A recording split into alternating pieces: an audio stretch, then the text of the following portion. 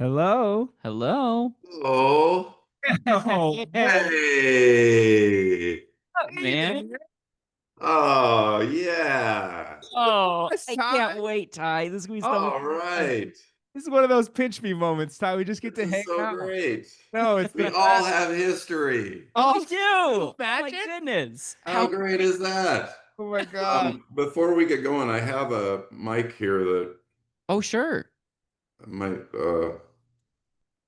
be beneficial. Okay, great. Yeah, we can give it a shot. So good to see you, man. How are you? You too. I'm good. I'm good. We've had a bonkers summer, but I'm not going to go too much into it because this is a very laid back. Yeah, we're chilling. We're chilling. I know. Yeah. This is License to Chill, baby. Yeah. The most Are, chill. are we rolling? We're not rolling. No. Okay. Yeah. We've had a rough one. Damn. Oh, sorry to hear that. Yeah. Lost my father-in-law and Holly. Frankie had spine surgery, so No my God. way. we're just having one of those summers. Oh, Ty, man. We're getting our rhythm back. Good. So Good. that's what I'm going into the podcast with. No. Good. That's what we're doing. Some positivity. Yeah. This is the good beat. This will get you. Yeah. How are you guys? Doing well, man. Doing well. Maybe just to set the table for you, this is very casual, very chill. None of it's live or anything like that. So if you want to edit anything out or take anything again, we'll follow any leads you have. Any bits that we start, if they don't go well, we just start over. Yeah. If there's not a callback, Ty, I'm gonna cut it. Yeah. He'll just leave. He'll just stand up and walk. I'm gonna head out. Oh, I think I could have landed that better. Let me.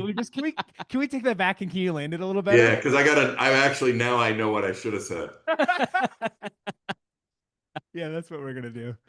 Perfect podcast. But yeah, this is the main thing we talk about is like the work, like what people do, and then how they get away from it. So I think even this project, it's vacation-esque. So I would love to talk to you about all that stuff.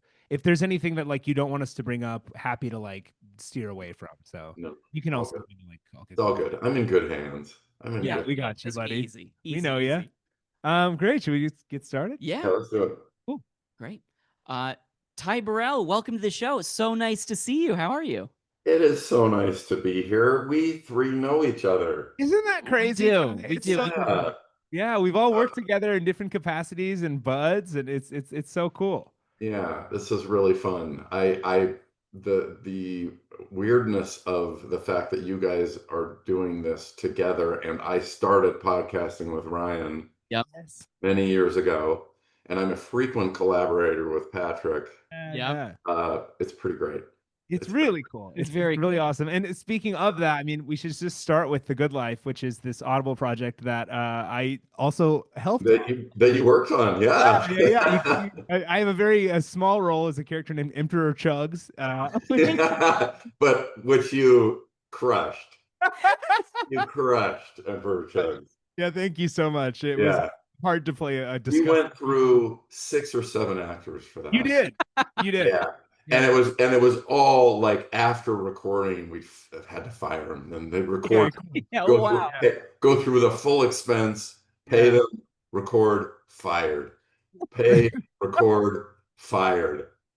That was the whole budget, right? It's so interesting. Yeah, I mean, podcasting is there's not a lot of money in it. I didn't get so much as an offer as I did a phone call saying, you're probably free now, right? So that's how it worked out. But that was fun though, and you also were in the punch-up room for that. Yes, right. So I got to write and act on this thing, and the script itself. I mean, it's so funny and so great, and the way it came out also, because I saw it in such little parts. I was listening to it the other day. It's so fast. Yeah, it's so funny. I was reading some of the reviews. It is an audio sitcom that people absolutely love. I've been reading people are listening to it on their road trips. People are hanging out and enjoying it. Oh, that's great. And the pacing is so fun. And I know Katie Ritz is just so, it really mimics her personality. You guys both know Katie? Yeah. I mean, it just really, I think the show really feels like her. Yeah. Like she's so energetic and so funny, and she kind of kept the proceedings, you know, moving through recording and everything, just sort of like just exactly what you want for, like, as you said, an audio sitcom. It's crazy to be doing a podcast for this with somebody who knows the show as well as I do. I don't have to explain anything to you guys. I was gonna say, Ty, for our listeners, tell us a little bit about the show. What can they expect? Yeah. Well, it's based on you know, loosely based, but based on my childhood. The structure of it is all very real, actually. Like, when I was 9 years old, my dad and his brother, I think, you know, drunkenly some night just decided that they both were sick of their jobs. My dad worked in the foster care system, and he actually ended up going back to the foster care system after the store, but it wears you down. You know, that system is broken in many ways and still is. But anyway, he was wiped out. And my uncle was sort of a legendary con artist in the area, and was tired of keeping up fronts. Like, he was on the local news doing the finance report, and he'd never gone to business school or knew anything about that kind of stuff. And there's all kinds of stuff that he had going. He was like, you know, I'm taking a sabbatical from fraud. And exhausted. That grind. It's so tired. Grind. That fraud grind, baby. Lying is exhausting. Yeah. And they bought this country store out where my grandfather had a dairy farm. My grandmother and grandfather had a dairy farm way out in the middle of Oregon, in a town of 200 people. And the store was the entire town. It's that, you know, for listeners who listen to the show, you know, that part is not an exaggeration. It really was it was the store, it was the cafe, it was the post office, it was the library, it was the fire department, it was the hardware store, and all of those things were there, like, officially sanctioned. Like, it was, you know, the city of Applegate. It wasn't like an informal library. It was the actual library for the county. It was the United States Post Office. It was the fire department with a old truck in it, and all of this is in one building, which, you know, I think maybe 10 years ago, my brother Duncan and I were like, I mean, this has to be a sitcom, right?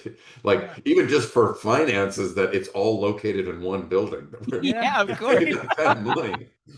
It's insane. Well, I want to ask too, what was like your transition going into that as well as a kid? Like, what did you have to get right to work, like helping out with these things that you didn't have experience in? Yes. What was your training during that? Yeah, we did, but it was all sort of like symbolic, if that makes sense. Like, we were supposed to work, but did we really work? I don't know. But like I was stocking shelves in the grocery store, and I think I probably moved 2 or 3 boxes every 20 minutes, and mainly ate candy, which, you know, they had a system to make sure we didn't lose money with the kids and the candy, which was that you write down what you took and ate, and everybody did write it down.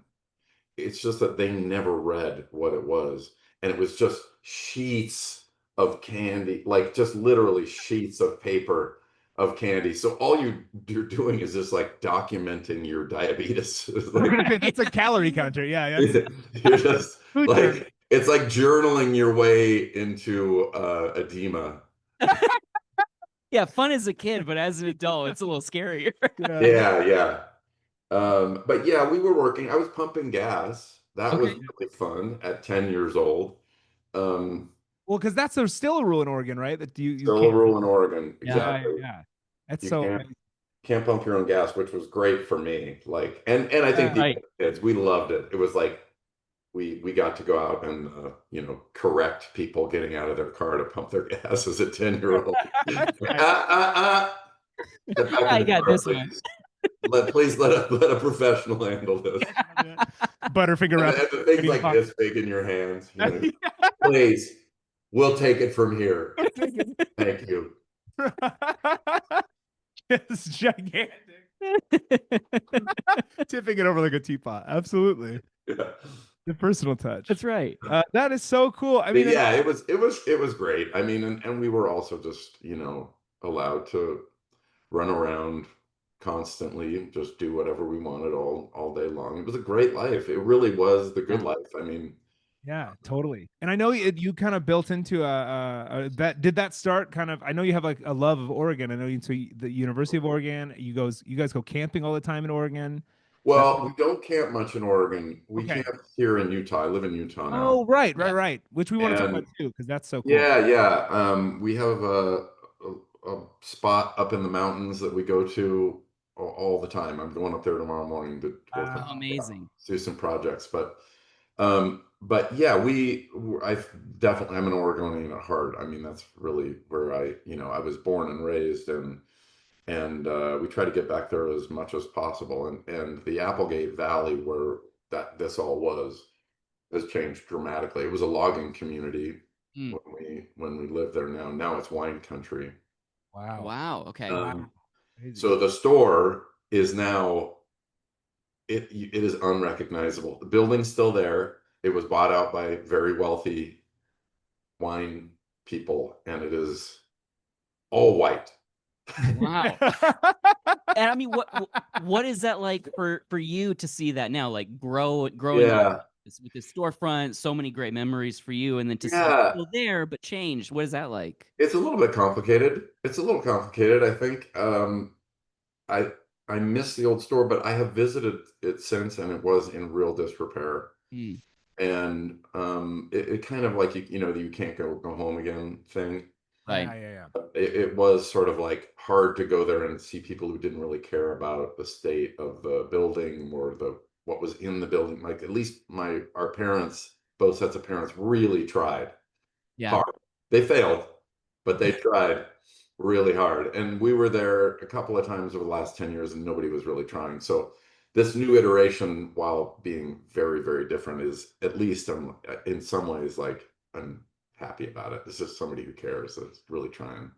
That's so cool. Well, I mean, you did transition from working as a younger person in a general store to becoming a business owner. You moved out to Utah, and this is, I think, of interest to our fan base, which is you own a couple bars in Utah. Yeah. We own. I guess it's the central irony of me living in Utah is that we are bar owners. But yeah, we have 2 bars and 2 restaurant /bars. So 4 businesses here that all include a bar in them somewhere. We make sure there's a bar in there somewhere. That's so cool. Yeah. What's that like? What was becoming part of owning a bar or running a bar? Is there anything that any aspirational bar owners listening to should know about? Well, I would say our greatest advantage was that, and you've filmed in 2 of those bars. Very cool bars. Yeah. One's called Beer Bar. One's called Beer Bar. The other one is like wasn't it an old Prohibition bar? Bar X? Yeah, it opened Bar X, exactly. It opened the day that Prohibition was repealed in 1933. They had it. They were ready. They had it built out and ready to go. So it's truly a Prohibition era cocktail bar, but it's been great. I mean, we have there's 5 main business owners, and one of them is a 3rd generation business owner. And I always want to give him credit, because when the liquor laws changed here about 15 years ago, which a lot of people still don't realize that the liquor laws changed in Utah. But they did change about 15 years ago, and he saw the opportunity and was like, this is a place that really people are quote unquote thirsty for. Right. And he knows what he's doing. And so that's not really advice, but like finding a place that really feels like a bar desert, so to speak. Totally. Yeah. That was, and now the bar scene here is really thriving. Like, there's just tons and tons of really good bars here. But at the time, it really was the only proper cocktail bar in Salt Lake City, and I would probably say Utah, but now, a lot of people are doing great stuff here. But, it was one of those things where honestly, it was just one of the other owners. Yeah, sure. It wasn't me. I was like, great. Do I show up and take credit for this? Oh, that works for me. Yeah. So when I show up and people know that I own it, they give me credit for all the work, right? They want me to, yeah. Okay, good. Awesome. Yeah, I'm in.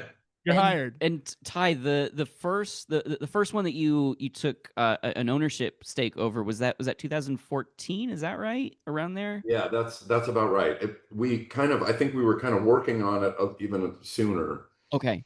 But it would have been that, about 2012, baby. Okay. So a handful of years in, you have 4 properties. Any plans to open any more? Yeah, there is. I think we want to do one more. One of our fellow owners, Dave Hunt, who's just incredibly like one of those people that's just capable of everything. Like the people that are most frustrating in our lives. Right, of course. Just seems to be able to do anything. He's a contractor, but he's also turned out to be just sort of a great ambassador at one of our bar and restaurants, and we kind of want to set him up in one, because I think he, as a way for him to slow down a little bit in the world of contracting. But we're looking for a place. We stumbled into this brand, which is rehabbing old institutions. Yeah. Cool. And it really was an accident, but now with the last one, it was intentional with Cotton Bottom Inn. It was very intentional. And we're looking for another place that maybe needs some love, but the community still, the community doesn't want it to go away. That's kind of that's the brand we stumbled into, is something is probably going to be torn down, but people don't want it to be. I think people crave that authenticity, especially now. I mean, here in LA, there are a ton of places that from the 30s, 40s, 50s that are now reopening and being revitalized. Are there? Yeah. I mean, I'm big into tiki bars and kind of that. Oh, me too. Yeah, and they're opening Trader Vic's. That's coming back. Another Trader Vic's, really? Yeah. What's that one? They're reopening that one. Yeah. That's great. So I think there is a whole renaissance of these classic restaurants and classic properties coming back. What do you attribute that to? In our case, we're going back to do the owners care or not? And I think that, I'm not saying that the previous owners didn't care, but I think that the community was getting a vibe that, there was not much caring happening. Yeah, sure. And so to go in and in 3 of our 4 businesses cases, they were going to go away. They were about to be something else. Wow. So it was either going to sell the space. One was going to be a clothing store. Another one was going to be torn down for development, that kind of thing. So I do attribute it to, probably the community caring more about it than the money, which is an old theme. Yeah. But that the community really being excited when something is kind of, getting a new life. Yeah. That's what it's been up here anyway. Awesome. So I wanted to talk a little bit too about that you moved to Utah. You live. Yeah. And this is a podcast. We talk a lot about getting away, escaping, and not that your getaway was an escape, because you still very much work and do a lot of stuff, but sort of. I have a hard time getting out of my house, but but when I do, we go up into the mountains here. I really, in the last 15 years, I've really fallen hard for fishing. Yeah. Wow. And that actually is probably my connection to Jimmy Buffett, which is, he's a legendary saltwater fly fisherman. Yeah. And I'm not really familiar with his music, but I am familiar with Jimmy Buffett as a saltwater angler. No way. Yeah, of course. We'll send you a whole playlist. Don't worry. Did you ever get to fish with him? No, I didn't. But I'm just a fan of that era of Tom McGuane and Jack Burton, that Tarpon era. Have you seen that documentary on YouTube? Yeah, of course, yeah. And I've seen a couple documentaries of that era. Mm-hmm. But I like to read McGuane and Harrison, and I know that Jimmy Buffett remained, specifically with Bonefish, very, very much involved in that world. And I try to go once a year, bone fishing down, in saltwater. But when I here, the more regular thing is going up into the mountains, and we go, as often as we can. This summer's been a little bit unusual, but most summers we're kind of up there every weekend. Yeah. And your daughter's teenagers at this point? Yeah. That's so crazy. That's amazing. Are they taken to camping? Are they super into it? Are they? No. Okay. No. I think they will never admit to this, but once they're up there, I think they love it. Yeah. There's no cell reception. There's my daughter, who is a talented artist, gets back to drawing. My other daughter, who loves to drive, just drives our side by side around the property for hours at a time, and fun. And swimming and all that, and they come home exhausted and then pretend like they hated it. How are you? I don't believe it. I don't buy it. How are you as a dad when you see like your daughter who is getting back to drawing? Do you go up? Are you like very? Yeah. Oh yeah. Yeah. So you notice you're drawing again. You read my vibe well. Yeah. More is more is my kind of scattering the birds. Yeah. What you doing? No, I have no game. Like this was true. This was true of me as dating too. It was very much like I was no good at nonchalance. I was like, oh my God, you're pretty. Yeah. Just Mr. Chalant. Right. Yeah. So yeah, I'm always like, it's so great that you're drawing. I think that's so wonderful. And then she's just like, can't do this anymore. Rips it up. Lights it on fire. Absolutely. Yep. Yeah, brutal. Yeah. I never learned my lesson. Never. And how did it feel like you were in LA for a while, and then you found yourself rooted in Utah? What is your relationship with LA now? I know you come back pretty frequently. Well, we lived in New York for a long time, then we lived in LA for a long time, and we started spending time here in like 2008. I still love LA. I genuinely love LA, and I think of it as the greatest, it was the greatest location shoot of my life. Yeah. If that makes sense. Yeah, of course. Like it always felt like you were kind of like stationed here for what you were doing. In the greatest place to be stationed. Sure. I just loved it, and I still love it, and I love going back for work because I'm like, oh, it's great. I mean, it's just there's what's not to love about that. As far as like home, I think New York City felt more like home to us. Sure. I think Utah definitely feels like home, even though they are truly on opposite ends of the spectrum. But they definitely feel a little bit more like home. But I always get excited to go back to LA. I love it there. Yeah.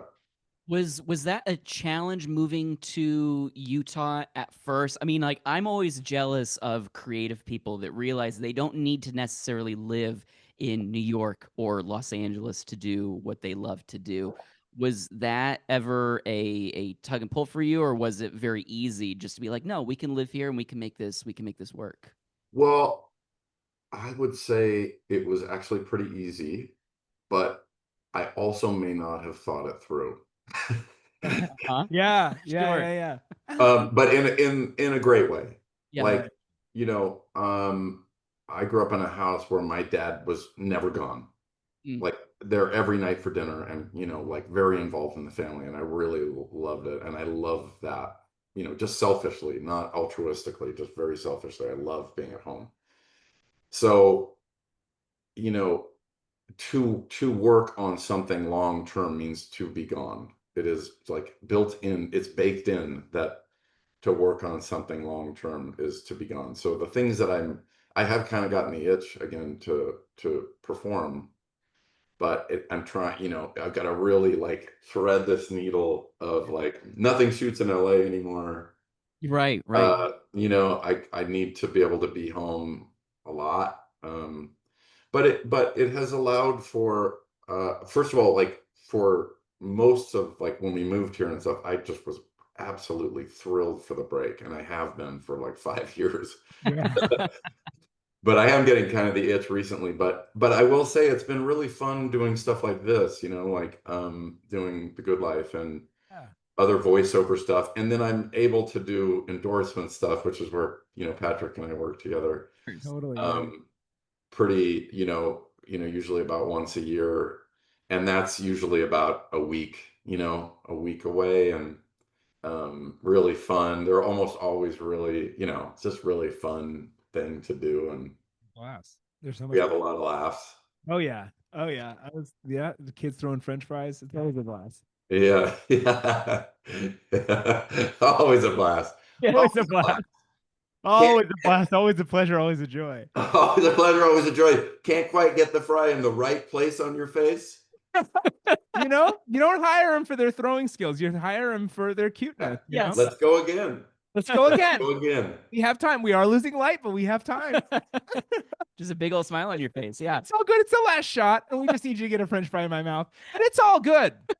We're having a blast, but it's all good. And just do it right. And it's all good. And you're so cute. And he's so cute. Are you his kid? Are you his parents? Anyways, sorry. Kind of came out of me. Ty, for Salt Lake City, I mean, like Utah in general. I've been to Utah. Patrick's been to Utah. We both spent time there. For folks that have never been, maybe listening to this show, why is it? I mean, it's a beautiful place. Why did you choose Utah to kind of settle down? And I'm hesitant to go into too much detail because so many people are moving here. Yeah, I know. Keep it in those spots. But it's hard to. You guys know the author Wallace Stegner? Yeah. Writer Wallace Stegner. He's from Salt Lake, or he was, passed many years ago. But he described it best, which is that there's no place in America anyway where there's a city essentially at the mountains, even though there are other cities that describe themselves as mountain towns. I think he said it's like the way port moves to land, that an ocean port moves to land. And it's just a really unusual place that way, that the mountains are actually here. Like when we go to our property, I turn left, and I'm in the mountains, and wow. And it's just really remarkable that way. And I think that there's a lot about this city that people just don't expect, and that's the part that people are starting to move here about. It's a very progressive city, and I actually really value the alternate opinion. I think there's just a lot of echo chamber happening in our country right now, and I don't think it's healthy, in my opinion, for either side to have all their opinions just be holes in one. Yes. For everybody's opinions to just be killer perfect every time. Right. Everyone's nailing every opinion every time. Yeah, just 100 batting 1,000 on opinions. I think that the city has to kind of push up against the state a lot, and honestly, the state has to really negotiate with the city.